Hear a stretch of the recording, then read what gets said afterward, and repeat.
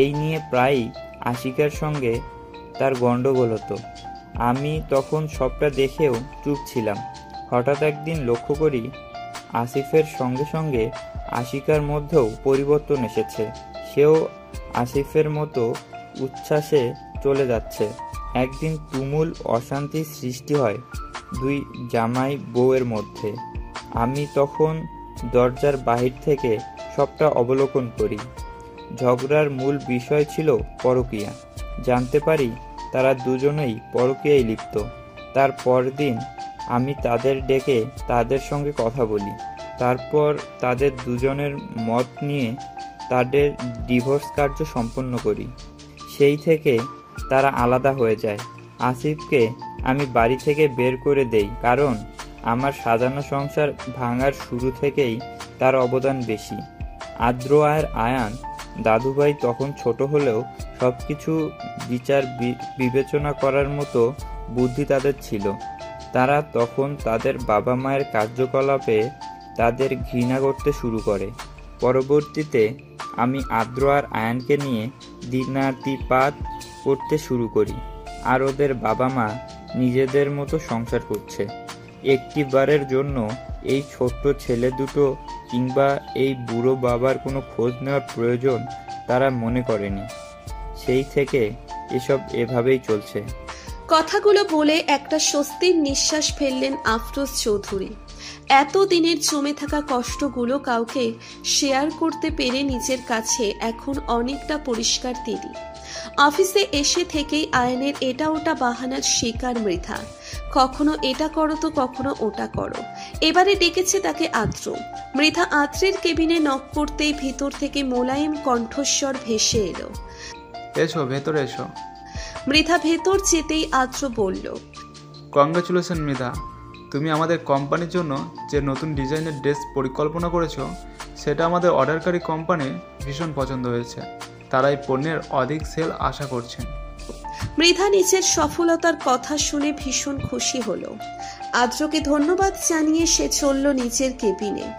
এদিকে তার সফলতার খবর ছড়িয়ে গেছে পুরো অফিসে। চলতি পথে সবাই তাকে কংগ্রাচুলেট করছে। সবার মধ্যে নয়ন এসে মৃধাকে কংগ্রাচুলেট করলো। মৃধাও হাসি মুখে নয়নকে ধন্যবাদ জানালো। মৃধা চলে যেতে নিতেই নয়ন মৃধার দিকে একটি টকটকে লাল গোলাপ এগিয়ে দিয়ে বলল, এটা আপনার জন্য। নয়নের মুখশ্রীতে লজ্জার আভাস। মৃধার মনে মনে রাগ হলো, তবুও জনসম্মুখে কিছু বলতে পারল না। বাধ্য হয়ে হাসি মুখে গোলাপটা নিয়ে সে চলল নিজের গন্তব্যে। পথিমধ্যেই কেউ আচমকা কেউ তার এক হাত খুব শক্ত করে চেপে ধরে তাকে টানতে টানতে একটা ফাঁকা কেবিনে নিয়ে গেল। আকস্মিক ঘটনায় মৃধা বেশ ভয় পেয়ে গেল। আগন্তুক তাকে খুব জোরে ধাক্কা মেরে দেওয়ালের সঙ্গে চেপে ধরল। মৃধা ভয়ে দু চোখ খিচে বন্ধ করে আছে। চোখ মেলে সামনের লোকটির মুখ দেখার মতো সাহস তার হচ্ছে না। সামনে থাকা লোকটির গরম নিঃশ্বাস তার মুখশ্রীতে আছড়ে পড়ছে। তবুও মৃধা নীরব। কারণটা হয়তো আগন্তুকটির নিঃশ্বাস তার ভীষণ চেনা। হয়তো মন থেকে সে উপলব্ধি করতে চাইছে তাকে। Open your eyes. খুব নির্মলতার সঙ্গে কথাটি বলল আয়ান। তবুও মৃধা চোখ খুলল না। আয়ানের নির্মলতা নিমেষেই দূর হয়ে সেখানে নেমে এলো তুমুল কঠোরতা। সে এবার ধমকের সুরে বলল, I said open your eyes. Mridha এবার তড়িৎ গতিতে চোখের পাতা খুলে ফেলল। চোখ খুলতেই শিকার হলো আয়ানের রক্তিম দৃষ্টির। সে আবার দ্রুত চোখ সরিয়ে নিল অন্য প্রান্তে। আয়ান মৃধার অন্যদিকে তাকানোটা ঠিক সোজাভাবে নিল না। তার কাছে মনে হলো মৃধা তাকে ইগনোর করছে। সে মৃধার হাত আরো জোরে চেপে ধরল। ফলস্বরূপ মৃধা ব্যথায় কুঁকড়ে উঠল। মৃধা আয়ানের থেকে নিজের হাত ছাড়ানোর জন্য প্রবল চেষ্টা চালাতে লাগলো, কিন্তু আয়ানের শক্তির সামনে সে অক্ষম। জোড়াছুরির এক পর্যায়ে আয়ান বলে উঠল, আমার কথা অমান্য করার ফল মোটেই ভালো হয় না মিস মৃধা মেহরিন। মৃধা চোখ মুখ কুচকানো অবস্থায় বলল, আমি আপনার কোনো কথাতেই অমান্য করিনি স্যার। আপনার সকল কাজ সঠিক নিয়মে শেষ করেছি। তাহলে? আয়ান একটা তাচ্ছিল্য হাসি টেনে বলল, ও আচ্ছা, তাই বুঝি। তো আমি কি আপনাকে বলেছিলাম যে অফিসে এসে কাজকর্ম সব ছেড়ে ছুড়ে দিয়ে কলিগদের সঙ্গে পীড়িত করতে? মৃধা ব্যথাতুর নয়নে আয়ানের দিকে চেয়ে বলল, আমি কিছু বুঝতে পারছি না স্যার, আপনি এসব কি বলছেন? What do you mean by Priti? Ayaan এবার মৃধার গাল শক্ত করে চেপে ধরে বলল, কিচ্ছু বুঝতে পারছি না তাই তো? তাহলে আমি বুঝিয়ে দিই। অফিসে এসে লাল গোলাপ নেওয়া, মুসকে এসে কথা বলা হচ্ছে, এগুলো কিছুই না তাই না? এবার মৃধা বুঝতে পারল আয়ান কিসের জন্য এমন করছে, কিন্তু নয়নের সঙ্গে কথা বললে আয়ান কেন এতটা ক্ষিপ্ত হয় সেটাই মৃধার অজানা। হঠাৎ মৃধা অনুভব করল তার চিবুকে অসহনীয় যন্ত্রণা হচ্ছে। আয়ান তার মুখ চেপে ধরার ফলে এই যন্ত্রণার সৃষ্টি হচ্ছে। মুহূর্তেই সকল ভয় দূর হয়ে তার মনে প্রবল রাগ এসে বাসা বাঁধল। মৃধা নিজের শরীরের সর্বশক্তি দিয়ে আয়ানকে সজোরে ধাক্কা মারল। বেসামাল হয়ে আয়ান অনেকটা দূরে ছিটকে সরে গেল। মৃধা রাগে ফুঁসছে। আয়ানের চোখে চোখ রেখে রাগান্বিত স্বরে সে বলতে শুরু করলো, আপনি আমাকে কি পেয়েছেনটা কি? নিজের প্রপার্টি মনে করেন আমায়? যে যখন যেভাবে ইচ্ছে হবে সেভাবে ইউজ করেন। আমি কার সঙ্গে মিশবো, কথা বলবো, that's none of your business. আমার স্বাধীনতায় হস্তক্ষেপ করার জন্য রাইট নেই আপনার। আমি অন্য ছেলের সঙ্গে কথা বললেও আপনার কোথায় প্রবলেম শুনি? বাই দ্য ওয়ে, আপনি কোনোভাবে জেলাস নয় তো? আয়ান এতক্ষণ ঠাঁই দাঁড়িয়ে দাঁড়িয়ে মৃধার কথাগুলো শুনছিল। মৃধার শেষ কথাটা বারবার তার কানে বাজতে লাগলো, আপনি কোনোভাবে জেলাস নয় তো? আয়ান তীক্ষ্ণ দৃষ্টি নিয়ে তাকালো মৃধার দিকে। মৃধা কপট রাগ নিয়ে আয়ানের দিকে চেয়ে আছে। আয়ান এবার আবার মৃধার নিকটে এসে পড়ল, কিন্তু এবার আর মৃধার গায়ে টাচ করল না। কিছুটা দূরত্ব বজায় রেখে দাঁড়িয়ে পড়ল, তারপর বলল, yes, you are my property miss Mita Mehri. এই অফিসে 1 বছর পর্যন্ত তুমি আমার প্রপার্টি। এই 1 বছর আমি যেভাবে বলবো তোমাকে সেভাবেই চলতে হবে। এমনকি এই 1 বছরে তুমি চাকরিও ছাড়তে পারবে না। এটা একটা কন্ট্রাক্ট বলতে পারো। সেভাবেই লেখা আছে তোমার অ্যাপয়েন্টমেন্ট লেটারে। তুমি হয়তো ভালো করে চেক করনি। আর বাকি রইল জেলাসের প্রশ্ন। সেটা তো নিছকই তুচ্ছ বস্তু। আমার কোনো জেলাসে ফেরা হচ্ছে না, বরং তোমাকে তোমার দায়িত্ব মনে করে দিচ্ছে, ব্যাস। কথাগুলো বলে আয়ান একটা বাঁকা হাসি হাসলো। সে শুরু থেকে প্ল্যান করেই এসব করে রেখেছে মৃধাকে চালানোর জন্য। এদিকে আয়ানের কথা শেষ হতেই মৃধা অবাক নয়নে চেয়ে রইল তার দিকে। এসব কি বলছে আয়ান? সে এখন তাহলে আয়ানের কেনা গোলামের মতো আছে? অ্যাপয়েন্টমেন্ট লেটারটা যদি আর একবার চেক করে নিত তাহলে আর তার এই অবস্থার শিকার হতে হতো না। মৃধার ভাবনার টেশ কাটল আয়ানের কণ্ঠে। এত না ভেবে নিজের কাজ করে যাও, আর এখন থেকে ভুলে আমার কথার অমান্য করার চেষ্টা করবে না। আশা করি তোমাকে বোঝাতে পেরেছি। ওই নয়নের থেকে 100 হাত দূরে থাকবে, মাইন্ড ইট। কথা শেষ করে আর এক মুহূর্ত দাঁড়ালো না আয়ান। গটগট করে হেঁটে প্রস্থান করলো সেই স্থান থেকে। আর মৃধা মাথার চুল টেনে ধরে বসে পড়ল মেঝেতে। না জানি এই 1 বছরে তাকে আর কি কি সহ্য করতে হবে। বাড়িতে আসতেই মৃধা তার মা আর ভাইয়ের কাছ থেকে তার নানা আফরোজ চৌধুরীর সমস্ত খবর শুনেছে। মৃধা ভীষণ অবাক হয়েছে, সেই সঙ্গে নানা প্রকার চিন্তা এসে ভর করেছে তার মনের কোণে। কথাই আছে না, যেখানে বাঘের ভয় সেখানেই সন্ধে হয়। মৃধার ক্ষেত্রেও হয়েছে তাই। আয়ান থেকে যত নিজেকে দূরে রাখতে চায়, নিয়তি তাদের ঠিক ততই কাছে টেনে নেয়। আয়ান আর আদ্র বাড়িতে ফিরে দাদুর মুখ থেকে সবটা শুনেছে। আদ্র তো বেজায় খুশি, কিন্তু আয়ান ততটা খুশি হলো কিনা কে জানে। তার মুখ দেখে বোঝা দেয় সবার অনুমতি ছাড়াই আফরোজ চৌধুরী নিজের মনে একটা সিদ্ধান্ত নিয়ে ফেললেন। তিনি ঠিক করলেন আয়ান আর মৃধার বিয়ে দিয়ে মৃধাকে চিরকালের মতো নিজের কাছে রেখে দেবেন। এতদিন পর নাতনিকে কাছে পেয়ে তিনি আবার নতুন করে হারানোর বিরহ সইতে পারবেন না। নাতনিকে পরের ঘরে পাঠানোর থেকে এরূপ প্রক্রিয়ায় উত্তম বলে মনে করেন তিনি। কাল বিলম্ব না করে এটা নিয়ে মৃধার মায়ের সঙ্গেও ফোনে আলাপ করে নিয়েছেন তিনি। মৃধার মা তো এই প্রস্তাবে খুব খুশি। নিজের পালিয়ে বিয়ে করেছে ভুল করেছিলেন, তিনি এখন মেয়েকে বাবার কথা মতো ভাইয়ের ছেলের হাতে তুলে দিয়ে সেই ভুলের কিছুটা হলেও প্রায়শ্চিত্ত করতে চান। এখন কথা হলো আয়ান আর মৃধাকে নিয়ে। তারা কি রাজি হবে এই বিয়ে? কাজের মধ্যে ফোন বাজলে প্রচন্ড রাগ ওঠে আয়ানের, আর আজ বারবার শুধু এটাই হচ্ছে। এত রাতে কার ফোন চেক করতে গিয়ে স্ক্রিনে নাইরার নামটা দেখে বেশ বিরক্ত হয় সে। আয়ান প্রথমে ফোনটা তুলতে চায়নি, পরক্ষণেই আবার কি মনে করে তুলে ফেলল। ফোন তুলতেই নায়রার উদ্গ্রীব কণ্ঠস্বর, কি রে এত লেট হলো কেন ফোন তুলতে? তুই ঠিক আছিস তো? তোর শরীর ঠিক আছে? আয়ানের রাগ হচ্ছে প্রচুর, তবুও রাগটাকে সংযত করে বলল, হ্যাঁ আমি ঠিক আছি, অফিসে কাজ করছি, তাই লেট হয়েছে। আচ্ছা বল কি বলবি, আমি এবার কাজ স্টার্ট করব। নায়রা আমতা আমতা করে কিছু বলতে গিয়েও আবার চুপ হয়ে গেল। আয়ান এবার ধমক দিয়ে বলল, কি রে এবার টাইম ওয়েস্ট কেন করছিস? কিছু বললে তাড়াতাড়ি বল, হারি আপ। নায়রা আবারও কিছু বলতে চেষ্টা করলো কিন্তু পারল না। শেষমেশ ব্যর্থ হয়ে প্রসঙ্গ পাল্টে বলল, ডিনার করছিস তুই? আয়ান বেশ বুঝতে পারল নায়রা কথা ঘুরাচ্ছে, তাই সে পাল্টা প্রশ্ন করলো। কি বলতে চাইছিলি ক্লিয়ার করে বল, এভাবে কথা বলিস না। নায়রার গলা এবার শুকিয়ে আছে, সে কিছুক্ষণ মিনমিন করে দ্রুত ফোন রেখে দিল। আয়ান আবার কল ব্যাক করেও তার নাগাল পেল না, কারণ ততক্ষণে তার ফোন সুইচ অফ।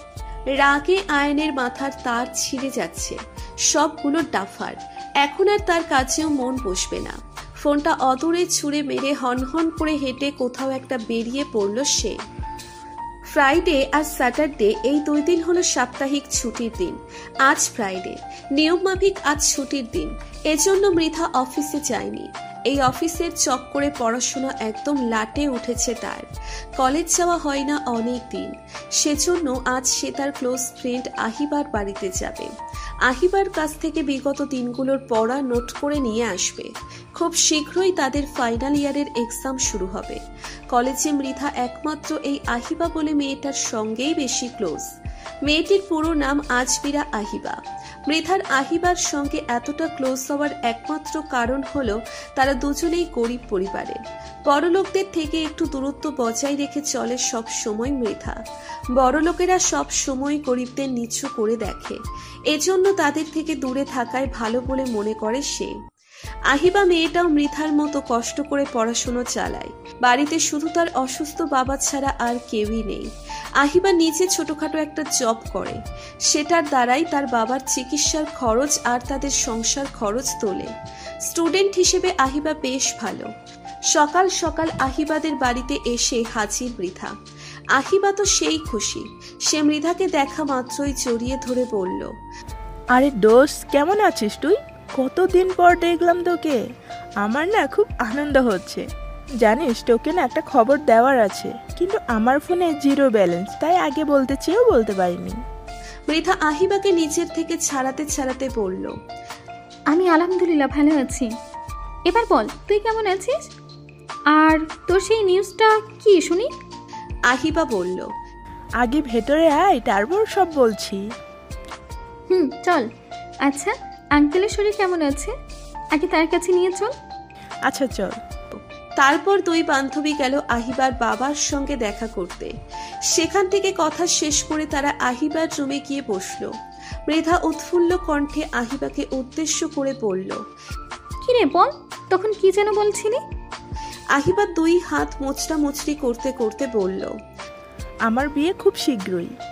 মৃধা হা হয়ে গেল আহিবার কথা শুনে। সে বলল, কি বলছিস তুই আহু? তোর বিয়ে কবে, কখন, কার সঙ্গে, কিভাবে ঠিক হলো? আহিবা মৃধাকে এমন উত্তেজিত হতে দেখে বলল, আরে এত প্রশ্ন একসঙ্গে করলে উত্তর শুনবি কখন? আগে রিল্যাক্স হ, তারপর বলছি সব। মৃধা নিজেকে কিছুটা শান্ত করে বলল, আচ্ছা এবার বল। আহিবা ঢক ঢক করে 1 গ্লাস পানি খেয়ে নিল, তারপর বলতে শুরু করলো, সেদিন আমি বাবার জন্য ওষুধ কিনছিলাম ফার্মেসিতে। ওষুধ নিয়ে বাসায় ফিরে দেখি বাসার সামনে মস্ত বড় এক গাড়ি দাঁড় করানো। কৌতূহল নিয়ে বাসার ভেতরে ঢুকেই দেখি একজন বয়স্ক লোক আমার বাবার সঙ্গে কথা বলছে। আমি ঢুকতেই লোকটি আমাকে তার কাছে ডাকলেন। আমার হাতে একটি ছেলের ছবি ধরিয়ে দিয়ে বললেন, ছেলেটি দেখতে কেমন? আমি বললাম, মাশাআল্লাহ, অনেক সুন্দর। তিনি তখন বললেন, আলহামদুলিল্লাহ, কথা তাহলে পাক্কা। আমি তখনও কিছু বুঝতে পারলাম না। বৃদ্ধ লোকটি তখন আমাকে আর বাবাকে বিদায় জানিয়ে ওই মস্ত গাড়িতে চড়ে চলে গেলেন। লোকটি চলে যেতেই আমি বাবাকে জিজ্ঞেস করলাম লোকটির কথা। বাবা বললেন, লোকটি নাকি অনেক বড় কোম্পানির মালিক, খুব ধনী তারা। তিনি আমাকে তার বড় নাতবউ করতে চায়। কিন্তু এত বড় লোকেরা আমাদের মতন গরিব ঘরে কেন সম্বন্ধ করতে এসেছে এটাই বুঝতে পারছি না। আমার তো ভীষণ খটকা লাগছে। শুধুমাত্র বাবার কথায় আমি রাজি হয়েছি। বাবা ক্যান্সারের রোগী, বড় ঘরে সম্বন্ধ হলে বাবার চিকিৎসা করাতে আর কোনো সমস্যা হবে না, এই আশায় বিয়েতে মত দিয়েছি। এখন তুই বল, আমি কি ঠিক করেছি? মৃধা এতক্ষণ সবকিছু মনোযোগ দিয়ে শুনছিল। তারও বিষয়টা কেমন অদ্ভুত লাগছে। মৃধা আহিবাকে বলল, দেখ আয়ু, আমাদের জীবনটা এমনই। প্রিয়জনদের ভালোর জন্য অনেক সময় অনেক বড় বড় রিস্ক নিতে হয়, আবার অনেক বিশালাকার কষ্টও হাসি মুখে গ্রহণ করে নিতে হয়, শুধুমাত্র প্রিয়জনদের মুখের এক টুকরো হাসির জন্য। এখন তুই কি করবি সেটা তুই ঠিক কর। তোর জীবন, তোর সিদ্ধান্ত। এখানে আমার বলার মতো কিছুই নেই। তবে এতটুকু বলবো, আল্লাহর উপর ভরসা রাখ, ইনশাল্লাহ তিনিই সব কিছু ঠিক করে দেবেন। আহিবা চিন্তিত সুরে বলল, ইনশাল্লাহ। মৃধা এবার কৌতুকের ছলে বলল, এইসব বাদ দিয়ে তোর হবু পরের ছবি দেখা। আহিবা লজ্জা পেল খুব। লজ্জা রাঙা মুখ নত যেন করে বলল, এখন না, সবকিছু ঠিক থাকলে একদম বিয়ের আসরে দেখবি। মৃধা হতাশ নিঃশ্বাস ফেলে বলল, আচ্ছা ঠিক আছে মহারানী, আপনি যেমনটি বলবেন। পর মুহূর্তে দুজনেই হেসে ফেলল। মৃধার মায়ের নম্বর থেকে ফোন আসায় দ্রুত ফোন রিসিভ করলো সে। আহিবার কাছ থেকে নোট লিখে নিতে নিতে দুপুর 12টা বেজে গেছে। মৃধার মা তাকে ফোন করে বলেছে মৃধা যেন আয়ানদের বাড়িতে চলে আসে। তার নানা ভাই এসে নাকি তার মাকে আর মুগ্ধকে এ বাড়িতে নিয়ে গেছে। এখন তাকেও ওখানে যেতে হবে, কি একটা জরুরি দরকার আছে। মৃধা সময় ব্যয় না করে দ্রুত চলে গেল ওই বাড়িতে। তার যাওয়ার একদমই মুড নেই, তবুও সে নিরুপায়। এই অনিচ্ছার একমাত্র কারণ অবশ্য আয়ান। তার সকল বিরক্তি ওই এক জায়গায়। চৌধুরী বাড়ির ভেতরে পা রাখতেই আজ এক অজানা অনুভূতি মৃধাকে ঘিরে ধরল। আগে এটা ছিল তার অফিসের মালিকের বাড়ি, কিন্তু এখন এটা তার নানা ভাইয়ের বাড়ি। হয়তো দুদিন পর নিজের বাড়ি হয়ে যাবে, কারণ তার মা গতকাল রাতে তাকে জানিয়েছে তার নানা ভাই তাদের এই বাড়িতে এনে রাখতে চান। মায়ের মুখের দিকে তাকিয়ে মৃধাও আর অমত করেনি। এখানে থাকলে ভাই মা অনেক ভালো থাকবে এই ভেবে ভেতরে ঢুকে মৃধা দেখল সবাই লিভিং রুমে বসে আড্ডা দিচ্ছে। আদ্র তো রীতিমতো মৃধার মায়ের কোলে মাথা রেখে সোফায় শুয়ে আছে। মৃধা ঢুকতেই আফরোজ চৌধুরী বলে উঠলেন, এসো এসো দিদি ভাই, তোমার অপেক্ষাতেই ছিলাম।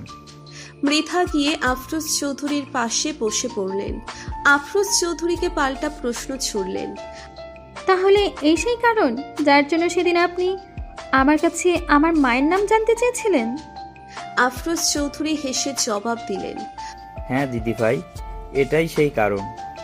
ওদের কথার মধ্যে আদ্র বলে উঠল, ছোট থেকে আমার একটা বোনের খুব শখ ছিল, কিন্তু আমার কপালে জুটলো একটা ভাই। আজ থেকে কিন্তু তুই আমার বোন, আজকে কিন্তু ভাইয়া বলে রাখতেই হবে। মৃধা এককাল হেসে ফেলল, চোখ দিয়ে পানি বেরিয়ে গেল। এমন একটা ভাইয়ের খুব প্রয়োজন ছিল তার জীবনে। মৃধার চোখে পানি দেখে আদ্র তাড়াতাড়ি করে ওর কাছে গেল, ওকে জড়িয়ে ধরে বলল, আরে পাগলি, কাঁদছিস কেন? আমি আছি তো, আর কোনো কষ্ট তোদের পেতে দেব না। আরও আগে তোকে খুঁজে পেলে দেখতি একদম রানীর মতো করে রাখতাম। আমি প্রমিস, আর কোনো দুঃখ কষ্ট তোকে কখনো ছুঁতে পারবে না। মৃধা আদ্রের বুকে ছাপিয়ে পড়ে ফুপিয়ে কেঁদে দিল। খুব আনন্দ হচ্ছে আজ তার। এই আনন্দ ঘন মুহূর্তে যদি তার বাবা বেঁচে থাকতো তাহলে একেবারে 16 কলা পূর্ণ হতো। ওদের দুজনের ভালোবাসা দেখে আফরোজ চৌধুরী আর আয়েশা চৌধুরীও আড়ালে চোখের পানি মুছলেন। এদিকে মুগ্ধ গিয়ে গভীর কণ্ঠে বলল, হয়েছে হয়েছে, সব আদর আপনিকে দিলে হবে, আমার জন্য কিছু বাঁচিয়ে রাখো। আদ্র এবার শব্দ করে হেসে ফেলল। তারপর মুগ্ধকে টেনে বুকে জড়িয়ে নিয়ে বলল, তোর জন্য তো আমার অফুরন্ত ভালোবাসার সাগর রয়েছে ভাই, তুই তো আমার আরেক কলিজার টুকরো। সবাই খুব খুশি, কিন্তু এখানে আয়ানের উপস্থিতি লক্ষণীয় নয়। ব্যাপারটা মৃধা খেয়াল করলো। এদিক ওদিক চোখের ইশারায় আয়ানকে খুঁজে না পেয়ে মনে মনে একটা স্বস্তির নিঃশ্বাস ফেলল সে। কিছুক্ষণ অন্তত শান্তিতে থাকতে পারবে। পরনের গেঞ্জি ছাড়তে ছাড়তে নিচে নেমে আসছে আয়ান। ছুটির দিন বিধায় আজকে লেট করে ঘুম থেকে উঠেছে সে। আয়ানকে নামতে দেখে আফরোজ চৌধুরী উচ্ছ্বসিত কণ্ঠে বলে উঠলেন, দাদু ভাই জলদি এসো, দেখো তোমার ফুপিকে নিয়ে এসেছি। আয়ান চোখ তুলে তাকালো তাদের দিকে। ফুপির চেহারা তার তেমন একটা নলেজে নেই। যখন তার ফুপি চলে যায় তখন সে খুব ছোট ছিল। আয়ান ধীর পায়ে এসে ফুপির বুকে ঝাঁপিয়ে পড়ে। আয়েশা চৌধুরী আয়ানকে জড়িয়ে ধরে খুব কাঁদে। এই আয়ান আদ্রকে ছোটবেলায় নিচু হাতে মানুষ করেছে সে। ওদের ছেড়ে কখনোই যেতে চাননি তিনি, কিন্তু পরিস্থিতি সবটা করতে বাধ্য করেছে। এদিকে আয়ানকে দেখা মাত্রই মৃধার আনন্দিত মুখখানা নিমেষেই ছেয়ে গেল অস্থিরতায়। তার এই মুহূর্তে ভীষণ অস্বস্তি হচ্ছে। এই লাইট এতক্ষণ ছিল না বলে সে বেশ ভালো ছিল, এখন তো আর শান্তিতে বসতে পারবে না। ফুপির সঙ্গে মোলাকাত চলাকালীন সময়ে আদ্র আয়ানকে ডেকে বলে উঠল, আরে এবার এদিকেও তো একটু দেখ। এই হলো মুগ্ধ, আমাদের ছোট ভাই, আর এই হলো মৃধা, আমার বোন। বোন কথাটা শোনা মাত্রই আয়ান বিষম খেয়ে উঠল। আফরোজ চৌধুরী আর আয়েশা চৌধুরীর চোখ কোঠর থেকে বেরিয়ে আসার উপক্রম, কিন্তু এক অজানা কারণে মৃধার বেশ প্রশান্তি লেগেছে আদ্রের কথায়। সে মনে মনে আয়ানের অবস্থা দেখে হাসছে। ওদের খুনসুটি চলার মধ্যে সেখানে উপস্থিত হয় ন্যায়রা। ছুটির দিনগুলোতে সে আয়ানের সঙ্গে সময় কাটায়। আয়ান যেতে না চাইলেও তাকে জোর করে নিয়ে যাওয়াই তার একমাত্র কর্ম। আজও তার ব্যতিক্রম নয়। আয়ানদের বাড়িতে এত লোকজনের উপস্থিতি দেখে বেশ অবাক হয় ন্যায়রা। সব থেকে বেশি অবাক হয় মৃধাকে দেখে। ন্যায়রা কিছু বলতে নিবে তার আগেই আদ্র তাকে বলে, নাইরা, এই হলো আমার ফুফি আয়েশা চৌধুরী, আর এই হলো আমার ফুফির ছেলে মেয়ে মৃধা আর মুক্ত।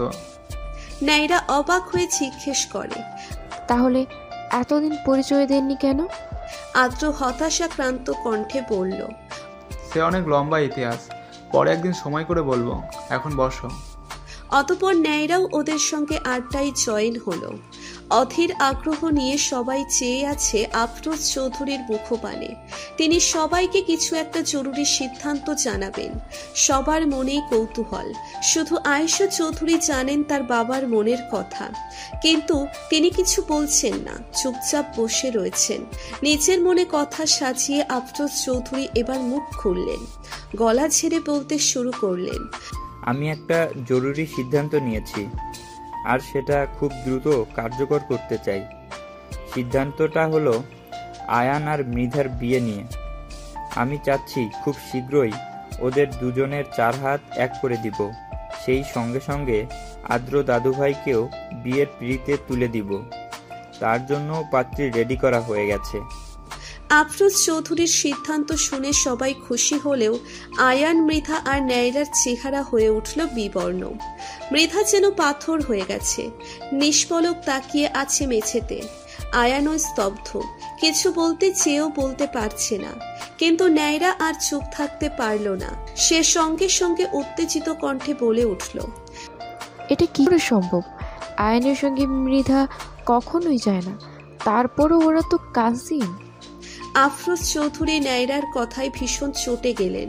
তিনি ক্ষিপ্ত কণ্ঠে বললেন, আয়ান আর মৃধা কাজিন ঠিক আছে, আপন ভাই বোন তো আর নয়। আর এই সিদ্ধান্ত নেওয়ার পেছনে অবশ্যই কোনো কারণ আছে, কিন্তু তুমি বাহিরের মেয়ে হয়ে আমাদের ফ্যামিলির ভেতরকার বিষয়ে মত প্রকাশ করছো কিভাবে? যেখানে আয়ান মৃধা কেউ কিছুই বলছে না, সেখানে তুমি কিভাবে এসব বলার সাহস করছো? তাও আমার মুখের উপর। তুমি আয়ানের ফ্রেন্ড হতে পারো, তাই বলে এই নয় তুমি অনধিকার চর্চা করবে। এই বিষয়টা এখানেই ফাইনাল। খুব শীঘ্রই আদ্র আয়ান মৃধার বিয়ে অনুষ্ঠিত হবে। কথা শেষ করে আফরোজ চৌধুরী রেগে হনহন করতে করতে নিজের ঘরে চলে গেলেন। এদিকে ন্যায়রা বেশ অপমানিত হলো আফরোজ চৌধুরীর কথায়। একদিকে প্রণয়ের বিরহ আর একদিকে অপমান, দুই মিলে তার মনে ক্ষোভের সঞ্চার হলো। ন্যায়রা আয়ানের দিকে দৃষ্টি দিয়ে বলল, আয়ান, তুই কিছু বল, তুই এই বিয়েটা করতে চাস? অধীর আগ্রহ নিয়ে নায়রা চেয়ে আছে আয়ানের দিকে। শুধু নায়রা নয়, ওখানে উপস্থিত সকলেই আয়ানের উত্তরের অপেক্ষায়, বিশেষ করে মৃধা। সে তো কান খাড়া করে আছে আয়ান কি বলে শোনার জন্য। তার ধারণা আয়ান এই বিয়েতে কখনোই মত দিবে না। এমনটা হলে মৃধার জন্যই ভালো হবে। তাকে আর কিছু করতে হবে না, বিয়ে ভাঙার দায়িত্বটা তাহলে আয়ানে নেবে। কিন্তু মৃধা আর নায়রাকে অবাক করে দিয়ে আয়ান নায়রাকে বিন করে বলল, দাদু ভাইয়ের সিদ্ধান্তই আমার সিদ্ধান্ত। তার কথার অবাধ্য আমি আগেও হইনি, আর আজ হব না। আয়ান আর এক মুহূর্ত লেট না করে বড় বড় পা ফেলে চলে গেল ওপরে। এদিকে আয়ানের উত্তর শুনে সবাই প্রচন্ড খুশি হলো। আয়েশা চৌধুরী তো খুশিতে আলহামদুলিল্লাহ বলে ফেললেন, কিন্তু মৃধার মনে ঝড়ের গতিবেগ ক্রমাগত বেড়ে চলেছে। আয়ান তাকে বিয়ে করতে রাজি হয়ে গেছে, এটা যেন তার বিশ্বাসই হচ্ছে না। এদিকে নায়রা প্রচন্ড আশ্চর্য হয়েছে আয়ানের কথায়। আয়ান তো মৃধাকে সহ্যই করতে পারত না, তাহলে কিভাবে বিয়েতে রাজি হলো? নায়রার এখন মৃধাকে চোখের বালি মনে হচ্ছে। এতদিন মৃধাকে ভালো লাগলেও আজ আর সে তাকে মেনে নিতে পারছে না। ইচ্ছে করছে তাকে খুন করে আয়ানকে সম্পূর্ণ নিজের করে নিতে। নায়রা চোখ ভর্তি জল আর মন ভর্তি ক্ষোভ নিয়ে চৌধুরী বাড়ি ছাড়ল। নায়রার এমন বিহেভ আদ্রের কাছে একটু বেশি অস্বাভাবিক মনে হলো। সে মনে মনে বিষয়টা খতিয়ে দেখতে চাইল। মৃধার মাও বেশ চিন্তিত হয়ে গেল এই ব্যাপারটা নিয়ে। এই নায়রা বলে মেয়েটাকে তার একদম সুবিধের মনে হলো না। ঘড়ির কাঁটায় এখন রাত 9টা। মৃধা তার ফ্যামিলি নিয়ে নিজের বাড়িতে চলে গেছে। আফরোজ চৌধুরী অনেক করে বলেছেন ও বাড়িতে আর না যেতে, কিন্তু মৃধা বলেছে তার বিয়েটা ওই বাড়ি থেকেই হবে। বিয়ের পর সপরিবারে চৌধুরী বাড়িতে আসবে। আয়ানের ঘরের সামনে দিয়ে যাচ্ছিলেন আফরোজ চৌধুরী। হঠাৎ কি মনে করে নক করলো আয়ানের রুমে। ভেতর থেকে আয়ান বলল, yes, come in. Afroz Chowdhury ভেতরে ঢুকলেন। আয়ান তখন বিছানায় শুয়ে ফোন স্ক্রল করছিল। দাদুকে দেখা মাত্রই বিছানা থেকে লাফ দিয়ে উঠে বসলো সে। হাসি মুখে জিজ্ঞেস করলো, আরে দাদু ভাই, তুমি এসো আমার ঘরে? নিশ্চয় কোনো কারণ আছে। আফরোজ চৌধুরী একগাল হেসে জবাব দিলেন, কি কেমন সারপ্রাইজ দিলাম, এবার আমার রিটার্ন গিফট চাই। আয়ান প্রশ্নবিদ্ধ চাহনিতে বলল, কিসের সারপ্রাইজ আর কিসের গিফট? আফরোজ চৌধুরী বললেন, একদম অভিনয় করলে চলবে না দাদু ভাই, গিফট কিন্তু আমার চাই চাই। আয়ান কপাল চাপড়ে বলল, আগে বলবে তো কিসের গিফট? আফরোজ চৌধুরী বললেন, কেন, তোমার মনের রানীকে এত সহজেই তোমার করে দিলাম, তার গিফট। আয়ান ভ্রু কুঁচকে বলল, এসব তুমি কি বলছো দাদু ভাই? কি আমার মনে রানী? ওই মৃধা? অসম্ভব, ওকে তো আমার সহ্যই হয় না। আফরোজ চৌধুরী চোখ ছোট করে বললেন, ও, এজন্যই বুঝি রোজ রাতে তার ছবিতে ডুব দিয়ে কল্পনার রাজ্যে হারাও, তার অগোচরে তাকে লুকিয়ে প্রোটেক্ট করো, তাকে অন্য কারোর সঙ্গে দেখলে জেলাস হও, তার ছবির সঙ্গে নির্জনে প্রেমালাপ করো। আফরোজ চৌধুরীর কথা শুনে আয়ানের চোখ বড় বড় হয়ে যায়। সে আমতা আমতা করে বলে, তোমাকে এসব কে বলেছে দাদু ভাই? আফরোজ চৌধুরীর সাবলীল উত্তর, কাউকেই বলতে হয় না। ছবির সঙ্গে কল্পনায় ডুব দিতে তুমি এতই মশগুল থাকো যে তখন দরজায় লক করতেও ভুলে যাও। সেই সুযোগে আমি শুধু নক করতেই ফালুদা লুটে নেই। আয়ান উত্তেজিত হয়ে বলল, মানে আর কে জানে? তেমন কেউ জানে না, শুধু আমি আর আদ্র দাদুভাই জানে। সেও তোমার এই কাণ্ড সম্পর্কে অবগত। আয়ান লাফ দিয়ে দাদুর এক হাত ধরে বলল, প্লিজ দাদু ভাই, এইসব যেন তোমরা ছাড়া আর কেউ না জানে, তাহলে কিন্তু আমি শেষ। কেউ জানবে না, কিন্তু তাকে কেন বলছো না যাকে ঘিরে তোমার এত অনুভূতি? বলবো দাদু ভাই, একেবারে পাশে ঘরে বলবো। তার আগে একটু ভাব নিয়ে চলতে দাও। আয়ান আর আফরোজ চৌধুরী একসঙ্গে হেসে উঠল। তারপর আয়ান বলল, ভাইয়ার জন্য কাকে পছন্দ করেছো? আমাকে তো ছবি দেখাও। আফরোজ চৌধুরী বললেন, সে হলো আমাদের মৃধা রানীর সব থেকে কাছের বান্ধবী। আয়েশার সঙ্গে তোমার আর মৃধার ব্যাপারটা ক্লিয়ার করার পর আদ্রের কথা আলোচনা করি। তখন সে আমাকে বলে মৃধার একটা বান্ধবী আছে, মেয়েটার নাম আহিবা। মেয়েটি দেখতে এবং ব্যবহার অত্যন্ত মার্জিত। মেয়েটির বাবার ক্যান্সার, বেশি দিন বাঁচবে বলে মনে হয় না। তাই খোঁজ খবর নিয়ে আমি নিজে গিয়ে মেয়েটির বাবার সঙ্গে কথা বলি। আলহামদুলিল্লাহ, সব কিছু ফাইনাল। মৃধা দিদিভাই এখনও জানে না। ভাবছি তাকে বিয়ের দিন সারপ্রাইজ দিব। আয়ান সবটা শুনে ভীষণ খুশি হয়েছে। আফরোজ চৌধুরীও আজ ভীষণ খুশি। তার কেন জানি বারবার মনে হচ্ছে এখন থেকে তার সংসারে সুখের দিন শুরু হতে চলেছে। সকল অন্ধকার দূর হয়ে আলোর দিশা উঁকি দিচ্ছে।